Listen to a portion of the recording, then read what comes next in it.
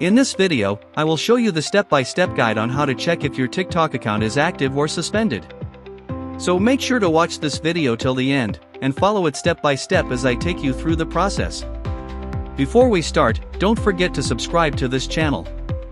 If today is your first time coming across this video, turn on the bell notification to get notified on newly uploaded videos from this channel. Comment and give this video a thumbs up. Let's get started.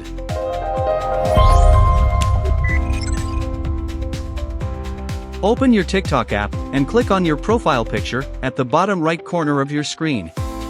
Click on the menu icon. Then, tap on Settings and Privacy. Scroll up until you get to this Report a Problem option and click on it. Tap on this Account Growth option. Then, scroll up and click on this Suspended Account under the related questions. Now tap on this to check if your account is active or suspended. You can also click on this to check for your other accounts. If you have more than one account. Please, if you have watched the video to this far, don't forget to subscribe to the channel. Turn on the bell notification to get notified on newly uploaded videos from this channel. Comment and give this video a thumbs up.